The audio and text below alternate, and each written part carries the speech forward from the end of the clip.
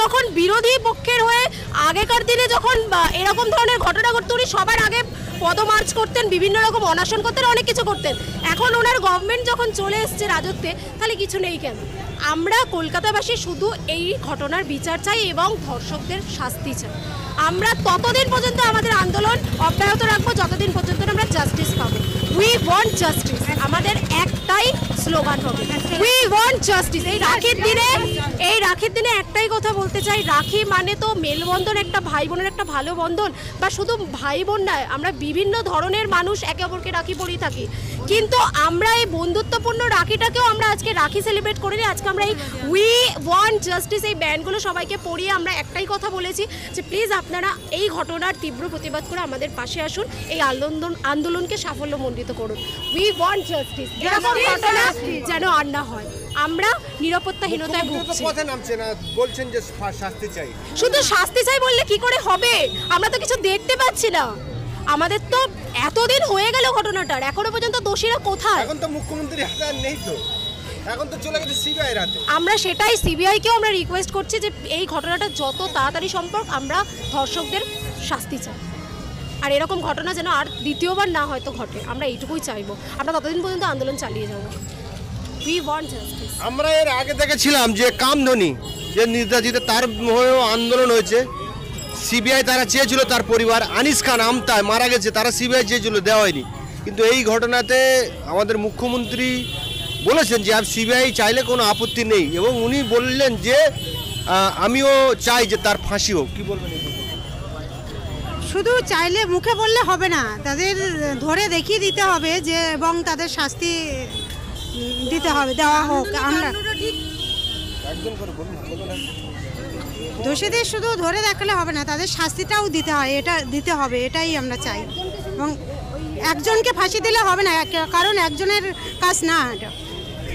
আপনারা আজকে বক্তব্যতেও বললেন যে একাধিক মানুষ জড়িত রয়েছে, কিন্তু ইতিমধ্যেই সিবিআই তদন্ত হয়ে দিয়েছে, বেশ 4-5 দিন হয়ে গেছে। এই 4-5 দিনের মধ্যে কিন্তু সিবিআই আর ওই একজনকে ছাড়া, সঞ্জয়কে ছাড়া আর কাউকে কিন্তু গ্রেপ্তার বা আমরাও শুনতে পাইনি যে কাউকে ধরেছে বলে কিংবা কারোর সুরাগ পেয়েছে বলে। কি বলবেন আপনি? এখানে ফরেন্সিক রিপোর্টের জন্য যেগুলো নিয়ে আসা হলো, কুকুরগুলো বলুন, আর এমনি যে ফরেন্সিক যে আপনাদের এই ডাক্তার যে নিয়ে আসা হলো, তাহলে তারা কি করলো? যদি প্রমাণ আছে কিছু তো পাবে, আমরা চাইছি কিছু তো পাবে, তাই সেটা নিয়েই তো বলে যে মাটির নিচে থাকলেও তাকে খুঁজে বার করা হয়। ঠিক মতো তদন্ত যদি মানে সত্যিকারের যে তদন্তটা হওয়া উচিত স্পষ্ট, সেই তদন্তটা হলে নিশ্চয়ই আমরা বিচারটা পাবো। প্রিন্সিপালকে দফায় দফায় সিবিআই তলব করছে, 3 থেকে 4 বার তলব করেছে, এখনো পর্যন্ত কোনো সুরাগ বার করতে পারেননি। এবং আপামর জনগণ বলছেন যে এটা একজনের কাজ নয়, আরও অনেক মানুষের সঙ্গে ইনভলভ রয়েছে, কিন্তু সিবিআই যে দায়িত্ব নেওয়ার পরেও আর কাউকে এখনো বের করতে পারেনি, সঞ্জয়কে ছাড়া। কি বলবেন আপনি? আমরা মনে করছি যে এটা শুধু তো আরজি করে একটা ডাক্তারের ব্যাপারটা নয়, ব্যাপারটা হচ্ছে এরা কেসটাকে ডিলেমি করছে, সিবিআইয়ের হাতে দিয়ে নিজের দায়টা তিনি এড়িয়ে যেতে চেয়েছিলেন। হ্যাঁ, যে যাওয়ারও চেষ্টাও চালিয়ে যাচ্ছেন, নাইলে এত বড় একটা দোষী, সে এখনও সাজা মানে হয় না, যে তার বিচার হয় না, সে জানতে পারে না যে কারা করেছে, কজন আছে। একজনকে বলছি এনকাউন্টার করতে, এনকাউন্টার করে দিলে তো তারা রিলিফ পেয়ে যাবে, কারণ তাকে যদি এনকাউন্টার না করা হয়, ফাঁসি দেওয়া না হয়, বিচারের আগে ফাঁসি হয় কারণ, ফাঁসিটা আগে তো বিচার হবে, তবে তো ফাঁসি হবে, বিচারের দোষী সাব্যস্ত হবে, তারপরেই তো সে ফাঁসি পাবে। আর আমাদের এই যে আন্দোলনটা চলছে, শুধু বিচার, ওদের ফাঁসি তো অবশ্যই হবে, আর যতজনের সঙ্গে জড়িয়ে রয়েছে তাদের অবশ্যই খুঁজে বার করতে হবে, খুঁজে বার করে সাজা দিতে হবে। আর সমস্ত ভারতবর্ষের, পশ্চিমবঙ্গের গ্রামান্তরের সমস্ত মেয়েদের নিরাপত্তা দিতে হবে।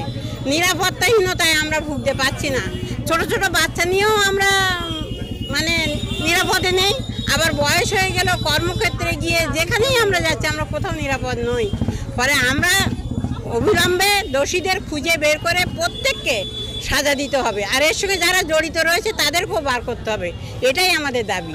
কামধনি নির্যাতিতার ভাই তিনি কলকাতা হাইকোর্টে দাঁড়িয়ে আমাদের সাক্ষাৎকারে বলেছেন যে এই সরকার, এই মমতা ব্যানার্জির সরকার যতদিন থাকবে এই রাজ্যে কোনো মানুষ জাস্টিস বা বিচার পাবে না, কারণ ধনঞ্জয় এবং হেতাল পারেকের থেকেও আমার বোনকে নৃশংসভাবে হত্যা করেছিল এই রাজ্য সরকার, এভিডেন্স নষ্ট করে তাদেরকে ফাঁসির হাত থেকে বাঁচিয়েছেন, কি বলবেন এই প্রসঙ্গে? এবারেও তো তাই চেষ্টা করেছে, এটা তো শুধু কামদুনির ব্যাপারটা নয়, এবারেও তো তাই করেছে। না হলে যেখানে একটা খুন হয়, যেখানে ধর্ষণ হয়, সেখানে কিন্তু সেই জায়গাটা সিল করতে হয়, সেখানে অন্য লোকে ঢোকা যায় না।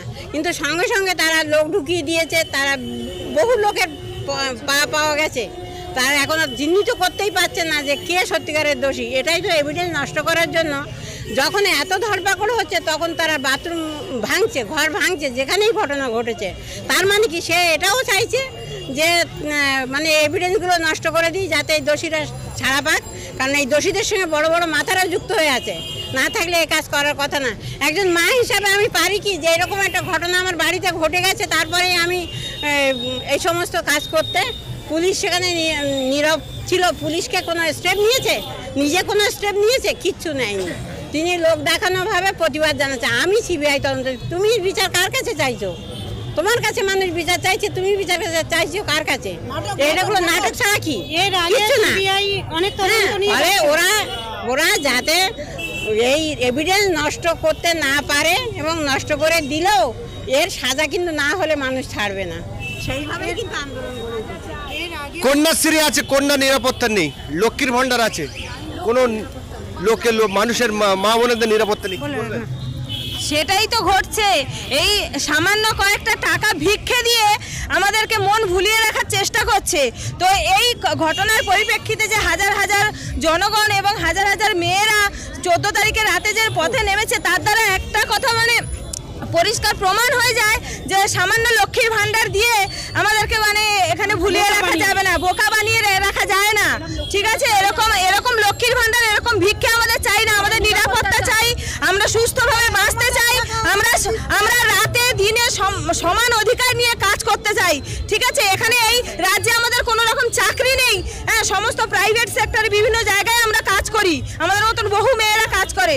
তো আমরা সেখানে মুখ্যমন্ত্রী একটাই ঘোষণা করে দিল, একটা নিয়ম চালু করে দিলেন উনি, কি রাতে করা যাবে না, মেয়েদেরকে ডিউটি দেওয়া হবে না। কেন সেখানে, কেন রাতটা যদি পুরুষদের হয়, রাতটা মহিলাদের নয় কেন? এটা তো কারোর কেনা নয়। দিন যেরকম সবার, রাতটাও সবার হওয়া চাই, আমরা এটুকুই চাইছি, এছাড়া আর কিছুই নয়। এবং এই ঘটনার সঙ্গে আমরা পোস্টমর্টম রিপোর্ট থেকে যতটা জেনেছি শুনেছি যে এটা একজনের দ্বারা করা কোনোভাবেই সম্ভব নয়। হ্যাঁ, এটা একাধিক এবং মিনিমাম 6 থেকে 7 জন এটাতে জড়িত আছে, মিনিমাম, কমপক্ষে।